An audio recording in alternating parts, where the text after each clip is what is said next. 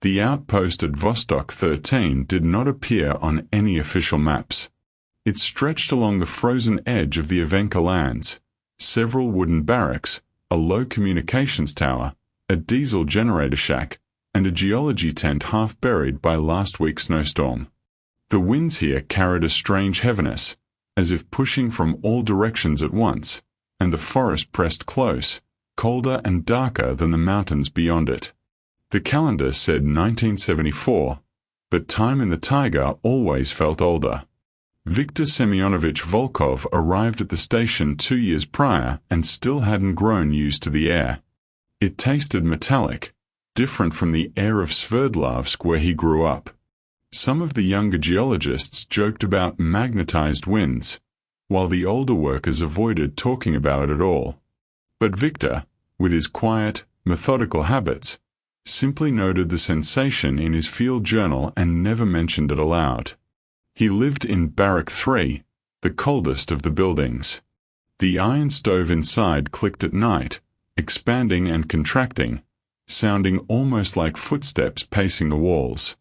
He always checked the corners before sleep, not because he believed someone was there, but because the sound irritated something deep inside him, something instinctive and uneasy. Most mornings began the same way.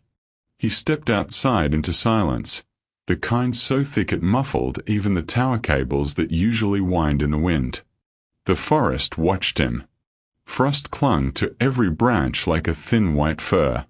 Somewhere behind the tree line, he sometimes thought he heard a low vibration, almost a hum, as if the earth itself was breathing too slowly. He never asked if the others heard it too. The team at Vostok 13 was small. Dr. Leonid Aramovich, expedition lead, a man with a heavy brow and a heavier voice. He distrusted coincidences and despised myths but collected them secretly. Irina Makova, the station's young radio operator, always wrapped in scarves, always listening a beat too long after every transmission ended. Andrei Chisel-Remezov, a drilling specialist who laughed loudly but read geology textbooks after lights out. Old Sergei, unofficial mechanic, official pessimist. They were all competent. They were all used to strange things happening in remote stations. But lately, their conversations were quieter. Eyes lingered longer on the woods. And every morning, after the nightly temperature drops, someone found the snow disturbed, sunken, as if something heavy had pressed upward from below. The year hung over them like a weight. Across the USSR, posters spoke of progress, industry, and rational science. Here, in the freezing north, science battled old landscapes, places where compasses still twitched near certain rock formations and where Evenki hunters spoke of restless ground without irony. The outpost's radio brought in occasional news, new drilling quotas, a propaganda broadcast, an announcement about some experiment in Novosibirsk. But here, these things felt far away, like voices calling across water. The only thing nearby was the soil beneath them, untouched, ancient, layered with more than just minerals. Viktor first noticed the unease in small ways. Irina had stopped humming during her night shifts. Old Sergei began locking the tool shed, something he had never done before. Andrei avoided stepping on the darker patches of snow. Even Dr. Aramovich, normally impatient with superstition, paused one morning with his hand against the drill rig, as though listening to something deep under the ice. It wasn't fear yet. Not openly. Just tension, stretched thin like wire. The strange hum in the ground appeared again the third week into February. This time Viktor was certain it wasn't in his head. The vibration ran through the soles of his boots, faint but deliberate, like a pulse buried beneath meters of permafrost. He scribbled in his notebook. Low-frequency tremor. No seismic activity reported. Unclear source. But his handwriting shook. A week later, their instruments began picking up anomalies. First, a magnetic distortion at a depth of around 240 meters. Then, a reflective surface reading, smooth and curved, something metallic. The signal was too regular to be natural. Andrei had whistled at the readings. Ирина had whispered, «Это не может быть, тен фел силент». Only Dr. Aramovich seemed unsurprised. He brought out an old folder from his trunk, its papers yellow with age. Victor caught a glimpse of a map, an old pre-revolution survey with a hand-drawn circle almost exactly where the anomaly now appeared on their scanners. No one mentioned that the circle was labeled Object A17 in someone's uneven handwriting. At night, the stove clicked again. The forest pressed closer. Victor awoke twice feeling as though the barrack floor had shifted slightly, like something beneath it had flexed. When he checked outside, the snow was smooth and untouched. But he felt watched. The others felt it too. No one said it. The hum beneath the ground deepened. Something was waiting below. Something they would soon uncover. The day they exposed the upper curve of the buried capsule, the outpost changed in ways no one dared to speak about. It was not dramatic at first. Nothing truly visible shifted. But conversation shortened, gestures grew sharper, and people began finishing their sentences a beat too late, as if reconsidering what they meant to say even as the words reached their lips. Volkov noticed these fractures more clearly than the others. He had always been the type to read spaces between words, to listen to the tone rather than the content, and now those spaces felt crowded with something unsaid. Irina, usually quick and precise on the radio, hesitated before answering calls, as though listening for something else on the line. Andrei swore that the drilling rig had been moved 2 centimeters to the left overnight, though no one believed him, and he stopped insisting after Aramovich gave him a long, warning stare. It was the silence that grew first. Not a comfortable one, but a dense, padded stillness that settled especially during evenings when the lamps hummed and the wind scraped against the siding. Volkov caught himself pausing with his pencil above the page of his notebook, waiting for a sound he could not define. Sometimes he thought he heard a faint ticking beneath the floorboards, and sometimes he felt as though someone was standing just behind him. But when he turned, the room was always empty. He told himself it was the stress of the project, the cold, the isolation, the same explanations he'd used a dozen times before. Yet they no longer settled the unease inside him. The capsule itself, now half revealed at its upper surface, seemed to radiate a low, steady pressure that had nothing to do with physics. Its smooth metallic curve reflected the work lamps with a strange clarity, too clean for something buried for so many decades, perhaps centuries. Volkov felt compelled to look at it, and at the same time deeply reluctant. Something about it called to him in a way that felt wrong, like remembering a word you never learned. When he stood near it, his chest tightened with a sense of obligation he couldn't justify. The moral question he had been avoiding, whether they should continue opening something whose origin no one understood, pressed harder against his conscience, as if the capsule itself was demanding an answer. Aramovich dismissed his concerns with a hard, practical tone. Scientific duty, he said, did not bend to superstition or doubt. Yet the way he spoke had changed. He rarely looked away from the capsule anymore, and when he did, his eyes seemed slightly unfocused, as if he was seeing another version of the room layered on top of the real one. He drove the team forward with quiet intensity, urging them to widen the excavation pit and position the floodlights precisely. Volkov saw that the leader's hands trembled now, almost imperceptibly, but he kept them shoved into his coat pockets. Tension seeped into the team's routines. Meals grew shorter. No one lingered after work. The barracks, once filled with casual chatter, felt hollowed out. Irina had begun locking the radio room even during daylight, claiming it was to protect equipment, though it had never been necessary before. Andrei avoided the capsule entirely unless ordered, keeping his head down and his voice low.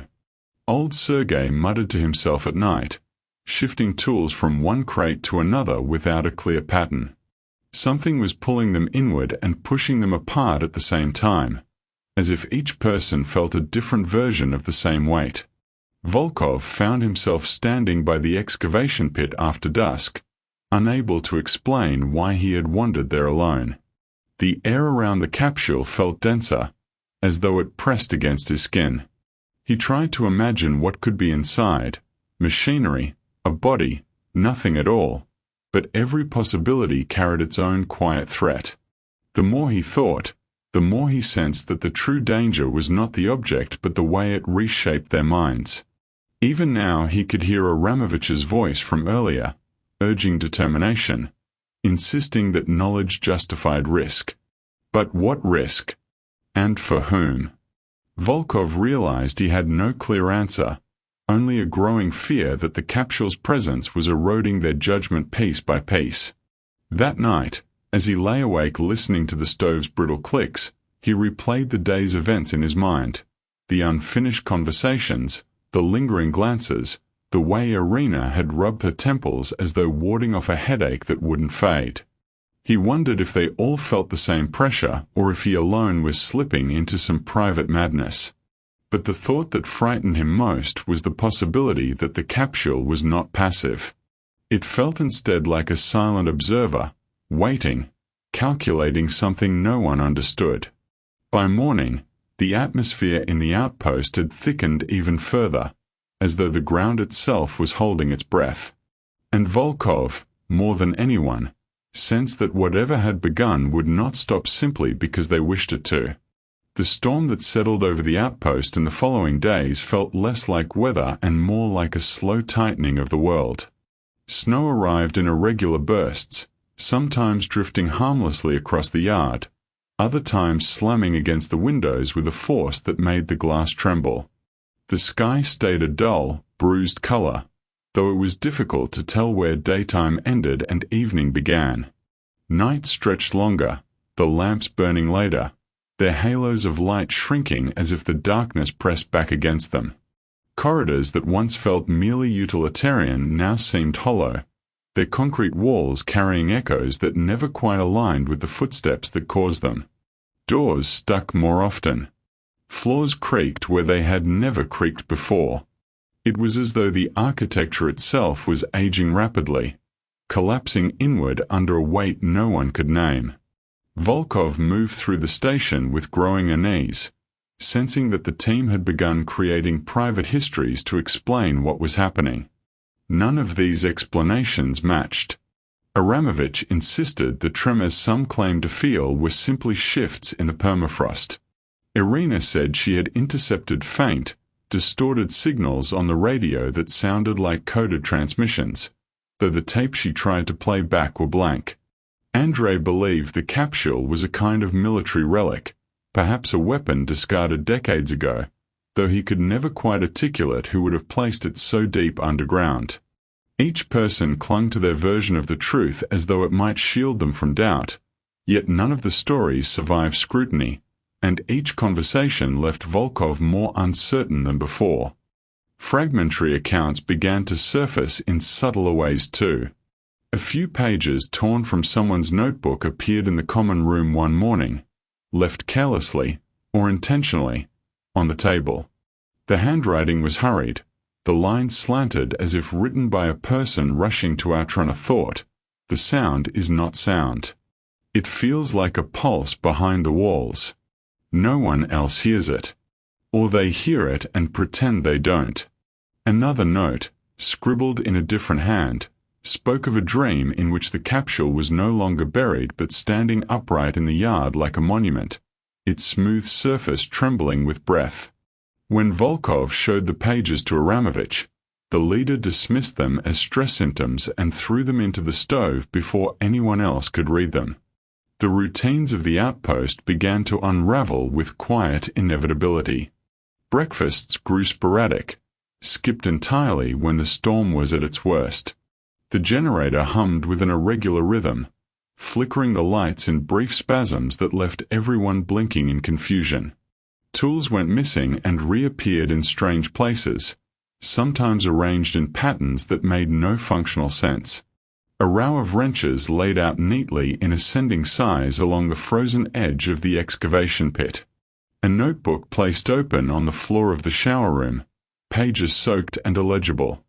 No one claimed responsibility, yet no one fully believed these incidents were accidents either. Volkov found himself keeping a private record of moments that felt significant, though he refused to call it a diary. He wrote only at night, when the wind was too loud to ignore and sleep felt impossible. His notes were more questions than observations. Why does the capsule reflect light even when there is no light? Why does Irina look past people instead of at them? Why do we avoid the corridor near the supply room after dusk? When did the outpost begin to smell faintly of ozone? He tried to impose order on these details, to categorize them, but they resisted structure. They seemed to gather meaning only when he read them all together, as though each fragment was part of a larger pattern he could almost see, but not quite. When the weather briefly cleared, they descended again into the excavation pit.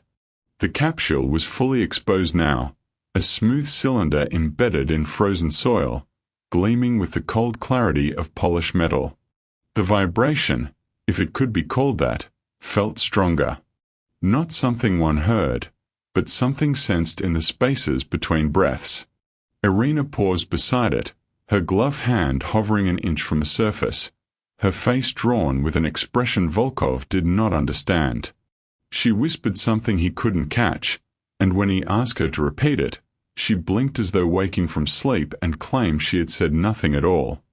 The tension among the team sharpened with every hour spent in the capsule's presence. Andrei refused to approach it again, muttering that they had no right to tamper with something that had remained untouched for so long. Aramovich scolded him with uncharacteristic fury, accusing him of undermining mission discipline, though his voice cracked mid-sentence in a way that betrayed his own fear. Irina, meanwhile, grew strangely calm, moving with a deliberate slowness that suggested she was listening to something beyond normal perception.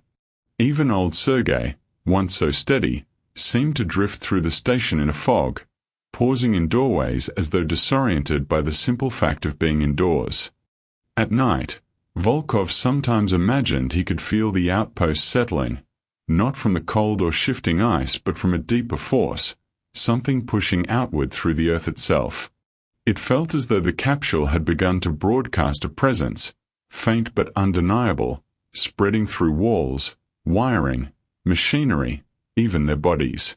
He tried to convince himself that these impressions were the product of exhaustion, yet each day brought new signs that something had altered the very atmosphere around them.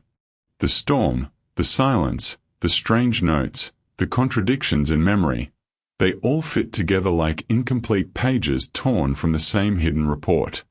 And beneath it all, there was the steady, growing sense that the capsule's occupant, or whatever lay inside, was becoming aware of them. Not fully awake, not yet, but stirring. A distant vibration deepening day by day, threading through their thoughts like a quiet, inevitable summons. The revelation did not arrive in a single moment, nor through any dramatic event that could be neatly described. Instead, it unfolded like a slow, inevitable shift in the air, a transition from one state of reality to another so gradual that the team only realized it had happened when retreat was no longer possible. It began with a faint distortion in the outpost's frequencies, radios that emitted soft murmurs beneath the static, the generator humming in an oddly harmonic resonance, footsteps echoing in corridors where no one walked. These small anomalies aligned one evening when the storm outside briefly weakened, leaving the world unnervingly still. The silence carried its own weight, thick and expectant, as though the entire landscape were holding its breath. Volkov felt at first as a sudden clarity that cut through his exhaustion, a sharp perception that the outpost was no longer simply a structure of concrete and steel but a chamber of observation. Something unseen moved through it, not physically but perceptibly, altering the pressure of rooms and the pace of thoughts. His colleagues sensed it too. Aramovich stood motionless by the radio table, staring at the inactive screen with a hollow expression. Irina leaned against the wall with her eyes half closed, as if listening to a voice only she could decipher. Even Pavel, who had once approached every task with brisk practicality, whispered that he could not tell whether the lights flickered because of the faulty wiring or because the air had begun to breathe. The descent into the excavation pit that night felt like entering the underside of the world. Their lamps cast narrow circles of light that barely touched the frozen walls, and the capsule's surface reflected the glow faintly, as if lit from within. The vibration they had felt for days had deepened into something more structured, a low-frequency pulse that resonated in the bones rather than the ears. Volkov approached it slowly, not by choice but by the strange compulsion that had been guiding them all. He could no longer deny the presence behind the metal, nor pretend that it was a mere artifact. It was aware, conscious in a manner he could sense without understanding, and its awareness pressed against them like a cold hand on the back of the neck. Irina was the first to speak, her voice soft but steady. She described impressions rather than observations, an architecture of memory rather than form, a pattern of intent rather than shape. She insisted that the organism, or presence, was not alive in any biological sense but existed through perception, memory, and influence. It shaped thoughts not by force but by quiet alignment, gently adjusting the way one remembered or misremembered events. Volkov wanted to reject her words, but as she spoke, he realized he recognized the effect she described. His recollections of the past week felt rearranged, as though someone had shifted pages in a file, keeping the content intact but changing their order to produce a different conclusion. When Aramovich attempted to assert control, insisting they document only empirical facts, his voice wavered, revealing the fracture beneath his authority.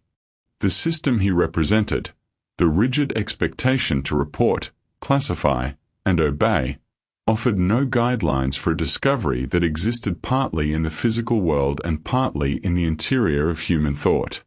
His fear came not from the presence itself but from the realization that he could not shape it into the language required by his superiors. The confrontation between him and Volkov felt strangely muted, as though the presence in the capsule absorbed the emotional force, leaving only the hollow framework of disagreement behind. They argued about protocol, responsibility, and truth, yet each sentence collapsed into ambiguity the moment it was spoken. What they finally saw, or sensed, in the capsule was not a being so much as a form of attention. The metal surface gradually lost its opacity, revealing an interior that did not contain matter but depth, an impossible spatial distortion that suggested vastness compressed into a cylinder. The faint pulse aligned with Volkov's breathing, sinking momentarily before shifting again, as though probing the limits of comprehension. The presence communicated nothing in words, images, or sounds, yet in its quiet examination he felt exposed, his memories laid out like files on a table. There was no malice in it, but no comfort either, only a cold, unvarying intelligence that observed rather than judged. The psychological rupture did not come from the presence but from the realization of what it implied. Humanity had not uncovered an organism but a witness, an intelligence embedded in the geological strata long before the outpost existed, perhaps long before their species had emerged. It had not been waiting for them.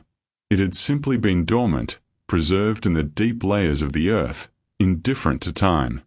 Its awakening was not an event but an inevitability, triggered not by their curiosity but by the simple fact that they had touched it. In the dim pit, the team confronted not a threat but a truth too large to fit within the logic of institutions or the boundaries of their own minds.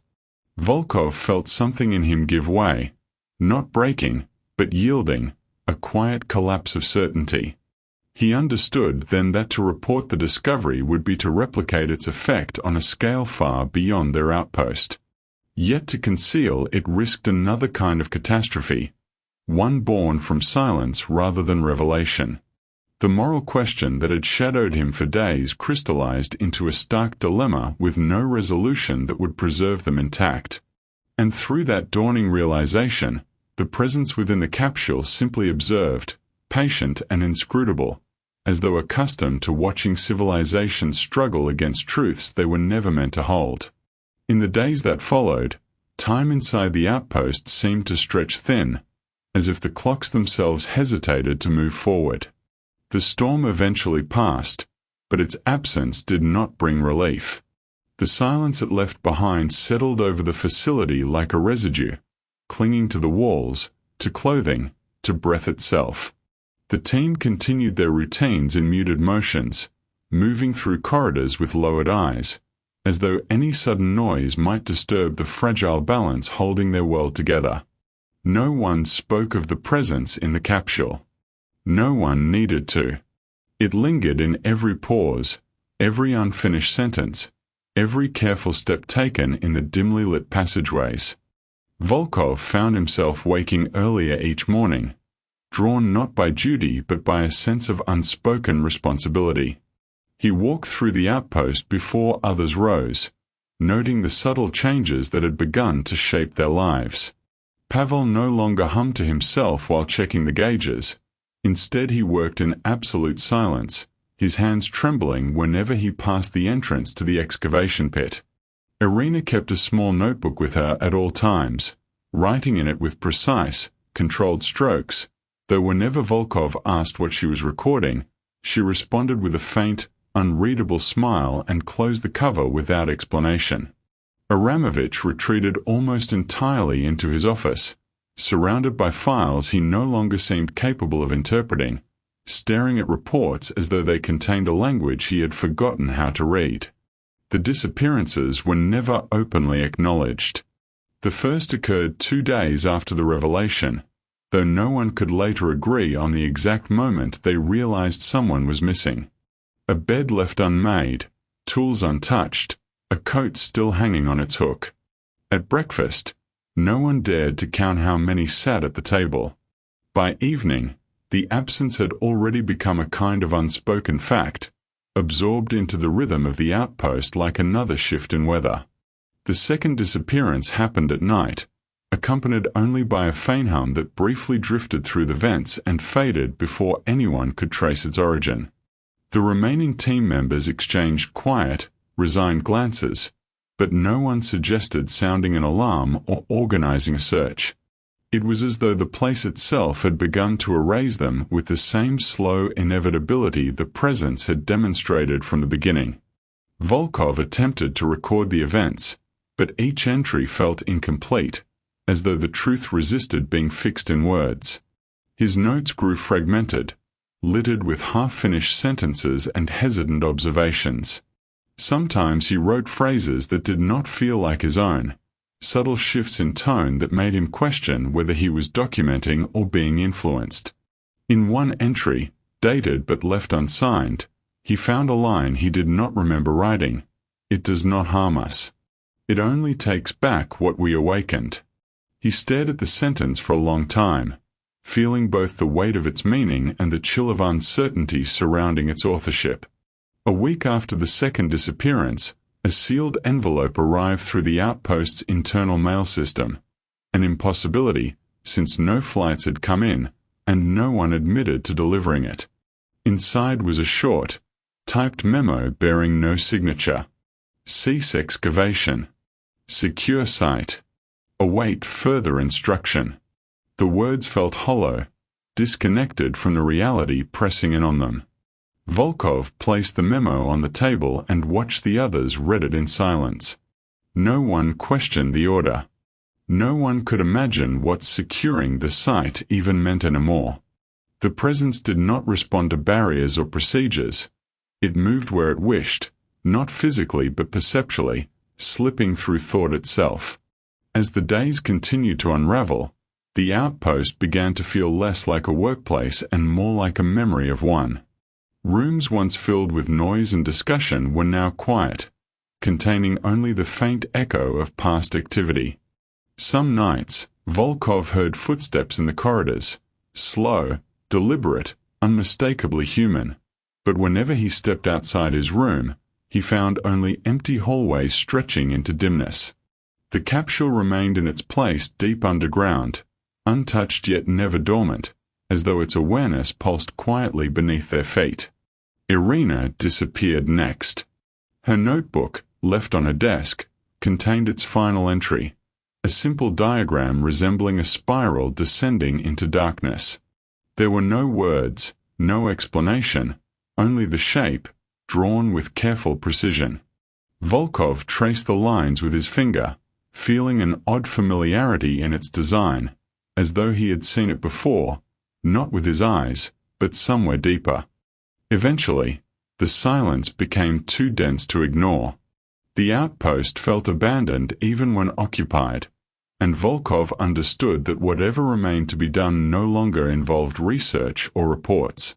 It was survival, in the quietest and most resigned sense. He compiled the fragments of notes left by the others, arranging them beside his own in a makeshift archive. Together they formed a broken narrative, incomplete yet unmistakable in its meaning. He included the memo, the diagram, the unsigned line from his notebook. These were the only testimonies that would endure. When he finally prepared to leave, the wind outside felt strangely gentle, as though offering him safe passage. He walked away from the outpost without looking back, knowing instinctively that those who vanished had not been taken but absorbed into something larger, something that neither threatened nor spared, only existed.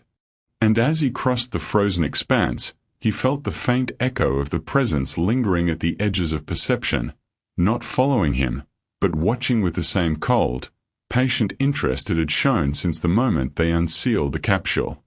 The records he carried were thin, fragmented, and deeply incomplete, yet they contained the only explanation he could offer. In their silence lay the truth that some discoveries do not destroy. They simply reveal the limits of what humans were meant to understand. And in that quiet, Volkov felt the final weight settle over him, a cold inevitability, a suppressed horror not born from danger but from knowledge itself.